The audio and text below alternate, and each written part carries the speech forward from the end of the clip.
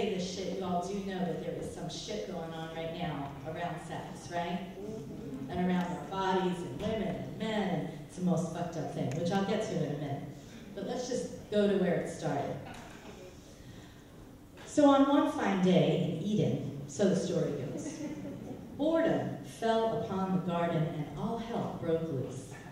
And in the end, Adam and Eve knew something they shouldn't have. And like a parent who punishes all the children when just one of them lies, God banishes.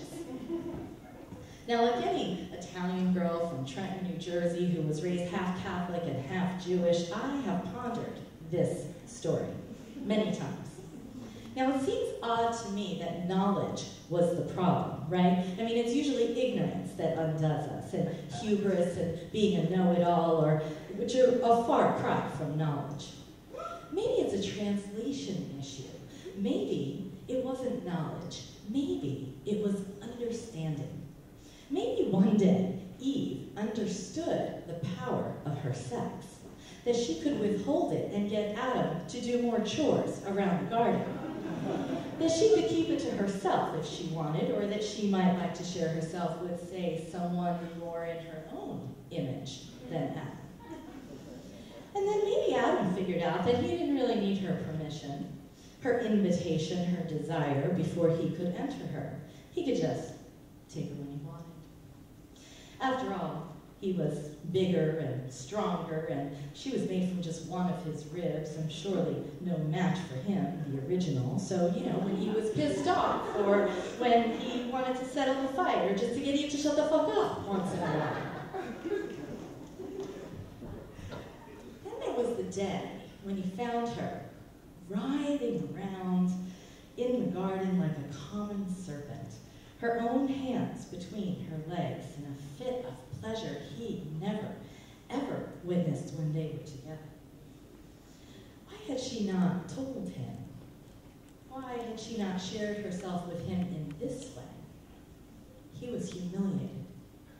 He could not look her in the eyes the next day. He waited until dark that night to sink himself into her, wondering for the first time if it was enough, if she was satisfied. Then the next day, he wondered if he might pleasure himself better too. So he leaned himself up against a tree, tilted his head back, and drew his tongue over the palm of his hand so it might feel like the wetness inside Eve. His hand seemed to understand what his body wanted better than Eve's ever had. There was no hoping her fingers might collide with a sensitive spot, or no need for patience if she went too slowly, or frustration if she went too fast.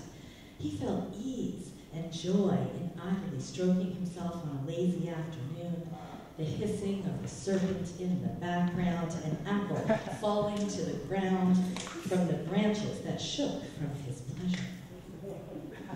His eyes closed, his hands in full exploration of himself, loving his own hardness, his own touch. His mind was quiet. His thoughts of Eve and her pleasure and the intricacies and monotony of their life together, gone. Until the sound of a single apple bite cut through the air. Adam's eyes flew open, his hands froze, and he discovered Eve beside him, slowly chewing, smiling. She leaned against the tree, put her head on his shoulder, handed him the apple. The serpent hissed again and curled around them as if to say, "What have you two done?" They would leave that night, packing their bags without a word passing between them, willing to give it all up. The monotony of perfection, the certainty of their safety, the endless provisions of the bountiful garden, for this, to know themselves fully, to love one another through flaws, to understand the depths of their passions, banishing themselves from Eden on the chance that there was something more.